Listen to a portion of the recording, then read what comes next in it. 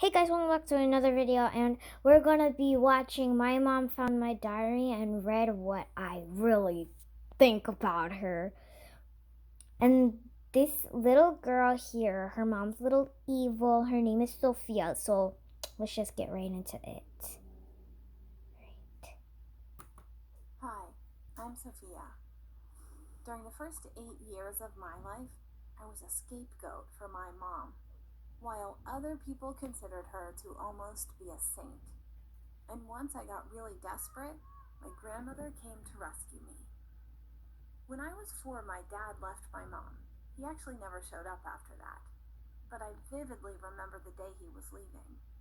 I was playing out in the front yard of our house, and he was in such a rush that he stepped over one of my toys and it broke. He pretended like he didn't notice anything, while my mom was running after him, crying and begging him to change his mind and stay. Since then, something that I call Mama's bad days started. She'd always been a bit too emotional, like, for example, when she couldn't find a perfect parking space near the supermarket, she would just get angry, drive away, and not buy anything. Usually she calmed herself down really easily and fast, and Dad really helped her with this. But after he left us, she became even more explosive over little tiny things, and I constantly found myself on the receiving end of her bad temper. Once she entered my room to say that it was time for me to take a bath while I was playing with my toys under a tent I had made from chairs, pillows, and blankets. And when she saw this mess, as she called it, she turned red with anger, ruined the whole tent thing, and started throwing everything around the room, while saying that I was the most naughty and stupid child in the world. And this was actually quite a frequent reaction of hers toward me playing with toys. I've said I'm sorry, Mommy, so many times in my life, and for a variety of Okay, guys. So this seems like there's this girl named Sophia, super sweet, and her mom, Sophia's dad, probably didn't want to be with her because he probably was like, no, I'm done with you, I'm done dealing with you, you're so mad. And her mom sometimes is nice, but when she sees a mess, she gets really angry. I think this is going to be a happy ending at the end. What do you guys think? Let's get back in the video. Oh, let me tell you guys something. I am doing this video at 8:05 p.m. I'm so tired. Okay, let's get back into it. reasons. Hey, She was working in a law firm, and I was going to a preschool, and practically every morning of mine started with my mom, who was nervous because, as she said, it took her forever to wake me up and get me ready to go. While she was driving, she was already answering her business calls, and she always got annoyed whenever I asked her a question. But when she was leaving me at preschool, she acted like the best mom in the world, with so many kisses and hugs. I felt like I loved her more than anything in the world, to the point that I sort of immediately forgot that she had yelled at me like 10 minutes ago. I sometimes heard my teachers talking to each other about my mom, and they would say that she was a very strong woman, having left and become a single mom.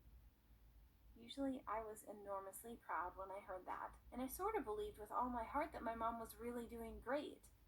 But then another bad day would happen, and I was once again apologizing for driving Mom crazy. I spent every weekend at my grandparents' house because my mom would say that she was really tired from working so much and from her daily routine, and that she just needed to relax a little bit. Apparently, this included having a break from being a mom. I liked being there, though. Granny often got me involved in cooking, and it was great, and Grandpa taught me to play chess and checkers, and we did lots of fun stuff together. They never yelled at me. And on Sunday, when they brought me back home to my mommy, I was so happy to see her again, and she was also happy and calm and loving, but only for a couple of days. Then things went back to normal again. Years passed, and I had pretty much gotten used to my mom's temper and our weekends spent separately, but I still felt really bad whenever she yelled at me for nothing or because of something that happened that I had nothing to do with. For example, once she had some problems at work and she returned home very tired and angry. I was about 8 back then, and we were told at school that we had to do an art project. and I was really hoping that Mom would help me finish it. Well, she not only got irritated that I chose the worst time possible to ask her that, but she also ruined everything that I had already done in her regular fit of rage. Hold on, guys. A commercial literally came. Who the hell buries a doll in the woods? Sorry about I that. cried all night long. The next day at school, I was the only one who had failed to do that project, and I felt really insulted. So I told my teacher the actual reason that I didn't have my project. By the way, this was the first time that I had ever decided to tell the truth about my mom. But guess what? My teacher didn't believe me. Even worse, she called my mom and asked her to come to school to discuss my lies. And when my mom came, she made up a story that it was our neighbor's dog who ruined my papier-mâché thing, and promised that she would have a serious talk with me about accusing somebody else of my own problems. On our way home, Mom, as usual, began saying how sorry she was for being rude the other day and for creating problems for me. I saw that she was really embarrassed and sorry for her behavior, so I forgave her. Just like I always did. I mean, of course I was terribly upset, but she promised me that she would control herself in the future, and I believed her again. But deep inside, this unfairness was killing me. I got so tired of the fact I had to always forgive and forget, and I felt that I needed a place to merge my thoughts and grievances. So I just took an empty notebook and started keeping a diary. I wrote down everything that I could recollect at once, and when I looked at the clock, I realized that I'd been writing for about 2 hours. I felt slightly better, so I kept writing daily about everything that was happening around me. It was not just about my mom, and I kept my secret notebook below my mattress so that my mom couldn't find it.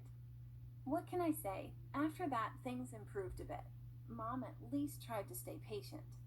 Actually, she even started being a bit more attentive to me, helping me with my homework a couple of times without getting irritated, which is what usually happened before. I thought that maybe she finally understood how much she frightened me with her behavior, or that maybe she was afraid that somebody would find out how explosive her temper really was and decided to change. And that made me feel inspired and gave me hope for a better life. But then I found out the real reason for my mom's emotional stability. Once, on Sunday evening when I had just returned from my grandparents', my mom was in a really great mood. She was cooking and her hands were kind of dirty. When her cell phone rang, she asked me to give her the phone, and I just accidentally glanced at the screen. Somebody named Eric was calling, and my mom was giggling and smiling while talking to him.